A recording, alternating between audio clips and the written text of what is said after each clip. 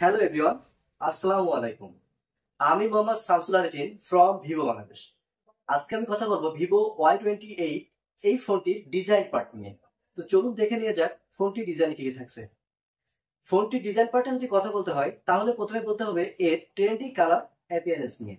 তো ফোনটিতে আমরা পেয়ে যাচ্ছি দুইটি আকর্ষণীয় কালার, একটি হলো গ্লিমিং অরেঞ্জ এবং দ্বিতীয়টি হচ্ছে অ্যাগাটে গ্রিন। এই ফোনটির ফ্রেম হচ্ছে 2.5D কার্ভ। এর কারণে ফোনটির হ্যান্ড গ্রিপিং ফিলিংসটা হবে অসাধারণ।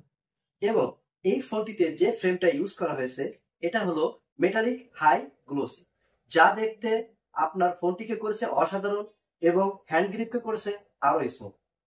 ফোনটিতে 6000 মিলিঅ্যাম্পিয়ার ব্যাটারি থাকা সত্ত্বেও এর থিকনেস অনলি 7.99 মিলিমিটার এবং এই ফোনটির ওয়েট মাত্র 199 গ্রাম। ফোনটিতে আপনারা পেয়ে যাচ্ছেন 6.68 ইঞ্চির একটি এইচডি প্লাস ডিসপ্লে, যেটি 90 হার্টজে রান করছে এবং এই ফোনটি পিক ব্রাইটনেস 1000 নিটস, যার কারণে ফোনটি সানলাইট রিডেবল। আপনি যদি রোদের মধ্যেও ফোনটিকে ইউজ করেন কোনো কন্টেন্ট দেখতে আপনার কোনো প্রবলেম হবে না। এই ফোনটিতে আরো একটি আকর্ষণীয় ফিচার যদি বলতে হয় সেটা হলো টিইউভি সার্টিফাইড, যার কারণে আপনি যদি অনেক সময় ধরে ডিসপ্লের দিকে তাকিয়ে থেকে কোনো কন্টেন্ট দেখেন তাহলে আপনার চোখে কোনো প্রকারের ব্যথা বা অস্বস্তি বোধ হবে না। ফোনটিতে ব্যবহার করা হয়েছে এই বাজেটের প্রথম, যেটাকে বলা হচ্ছে ডাইনামিক লাইট। ডাইনামিক লাইটকে আপনি তিনটি পারপাসে ব্যবহার করতে পারবেন।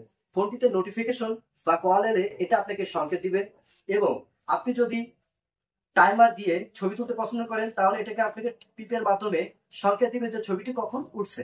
এছাড়া আপনি যদি মিউজিক লাভার হয়ে থাকেন তাহলে আপনি মিউজিকের সাথে এই ডাইনামিক লাইটের রিদমটা সেট করতে পারেন, যা আপনার গান শোনার অভিজ্ঞতা করবে আরো আকর্ষণীয়। ফোনটিতে ব্যবহার করা হয়েছে সিকিউরিটি হিসেবে সাইড মাউন্টেড ফিঙ্গারপ্রিন্ট। তো এটাই ছিল ভিভো Y28 এর ডিজাইন পার্টের অংশগুলো। আশা করি সবাই বুঝতে পেরেছেন। ধন্যবাদ।